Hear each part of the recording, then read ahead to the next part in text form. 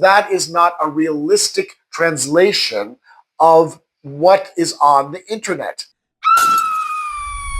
Today, we're going to dive into something that has completely changed the face of design: social media and e-commerce. Have you ever bought anything out of an impulse on Instagram? Well, I'm going to let you know that you are the problem, but you are also the solution. You've actually changed the face of design today. So design no longer is in pockets of people deciding what's going to happen or analyzing how the world is going.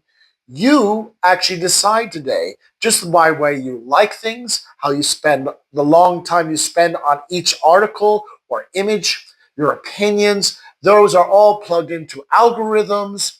They're plugged and sold to many, many companies. So you are the problem. But the solution is also you, because you can decide whether a trend goes this way, that way, up or down.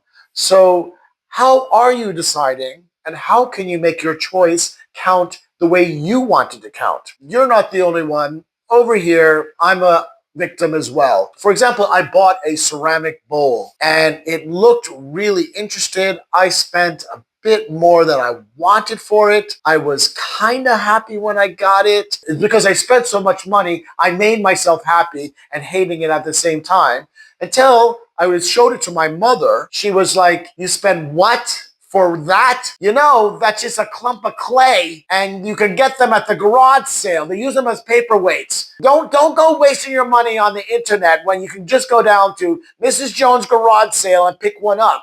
The woman's right. I used the internet, influenced my buying power, and I kind of got caught up in it. But there's ways of not to get caught up into it and to actually buy what you want and buy the experience of the object that you're looking for. They're influencing you just by showing you pretty pictures, getting your dopamine up, getting you very excited what's going on. If you look at it, really, they're just doing what they say they're doing. They're just doing what their product actually does: show things that interest you and put up the best ones that interest. But what they also do is they kind of conjure up, or you conjure up in your head, that is real life. And you may not be able to know what is the difference between reality and made up. The line is very blurred. So it becomes more of a choice of looking and deciding what is appropriate for your home design, your office design, and your lifestyle. Here's one. I had a client. She wanted this modern country farmhouse. You know the kind, the simple roofs, the rustic inside with against modern pieces. I love it. I love it. But I can discern between what is real and what's not, and she wanted to put that into her house. Okay, she lives in a city that is a farmhouse. I can't put the farmhouse into a small house in the city, a small house where the proportions are different. So in our conversations with each other, she's like, "I want exactly that." And I was like, "You're not getting that." But she was sincere. She was upset. "You're the designer. I want that." I can't provide that because that is not a realistic translation of what is on the internet. Part of that is understanding what is real, what is applicable, and what I can use in my natural settings. I swear social media sometimes has convinced people that it's like ordering a burger.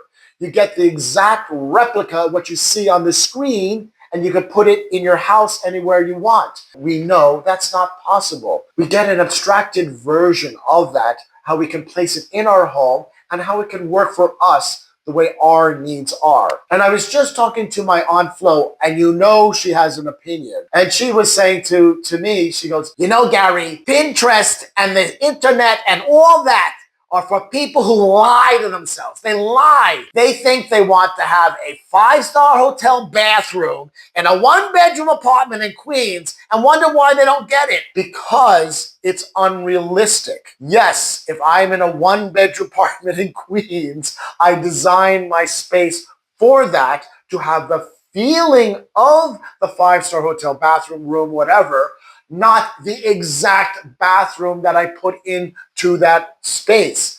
Otherwise, it's out of context, it's over the top, it's unrealistic, and it just seems like, what the has happened here? But Unflow is right. Social media can be inspiring.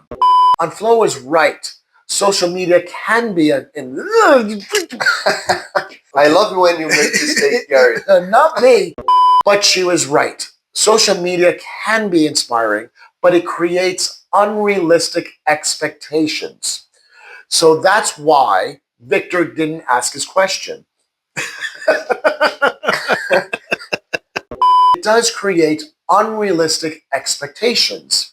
But Gary, but how do you follow trends? Victor, hi. Yes. How do I follow trends? Yeah.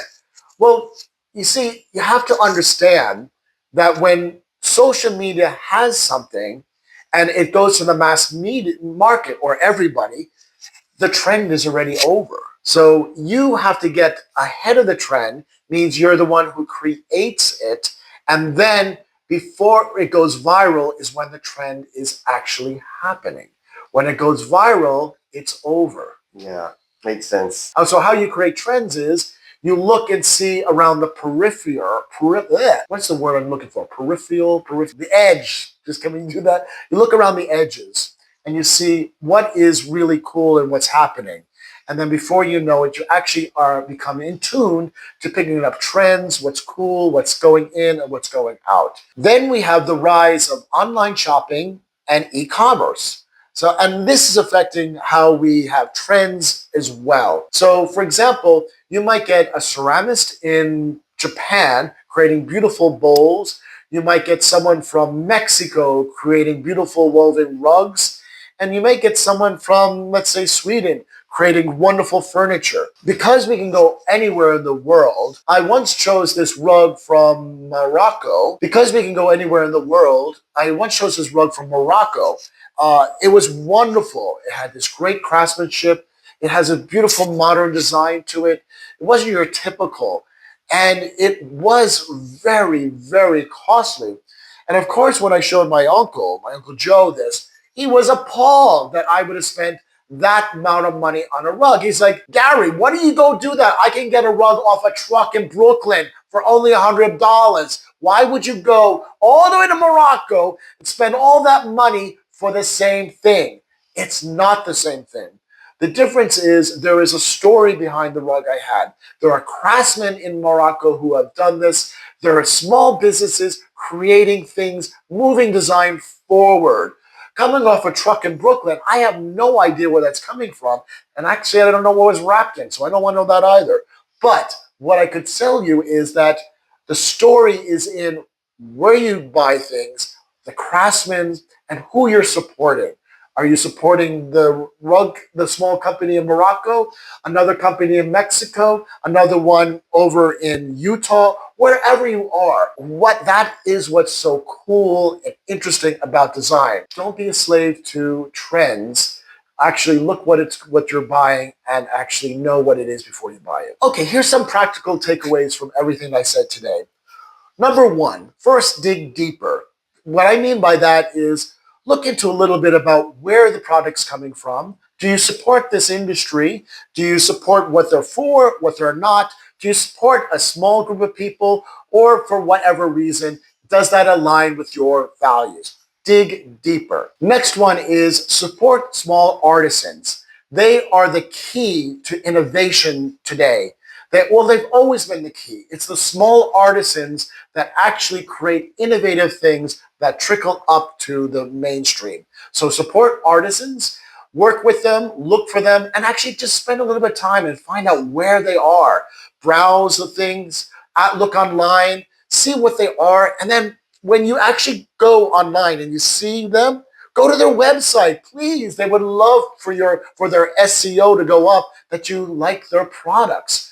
Anyway, number three, the story. Everything that you buy should have a story.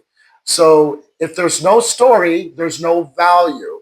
If there's no value, it's a piece of garbage. Whether it's a piece of clothing or whatever it is, and I just ruined the mic, and Victor's going to yell at me, but make a value of it, okay? And so that you can have a long-term relationship with that object. So what is the story behind it? Who made it? Is it a person? Is it a factory? Is it some sort of ethos that you agree with? And let us know where the story is, and then you will like it. Garry, Yes. let me know a story about your career.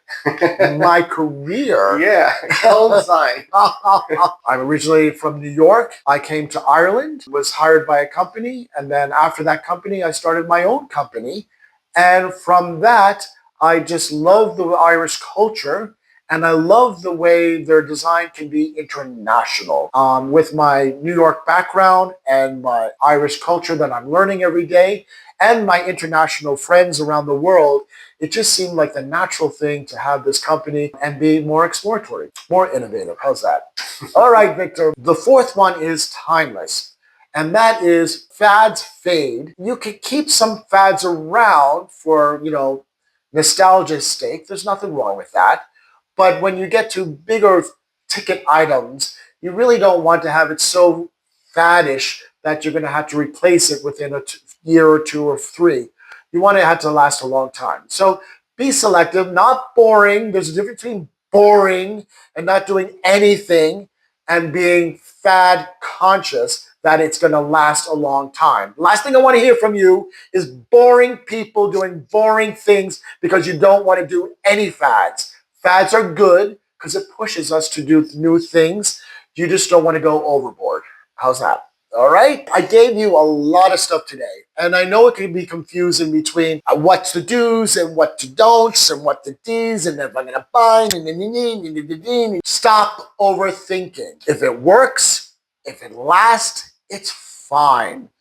Don't overthink everything. Sometimes you do have to purchase things to see how they work. Sometimes you do have to make mistakes to know what to do. So mistakes are good in the fact that now I know what not to do, and I'm not going to do that again, and I know to do that. So stop overthinking, start experimenting, start creating your own fads and your own designs, and before you know it, you'll be considered a very cool designer. If you want to actually see what I'm talking about, go to my website, Cohn Design, COHN design.com. Go to the blog section. I will talk about this episode, and we will also have images from this episode on there. That's it for today. That's a wrap. No, Garry. Oops.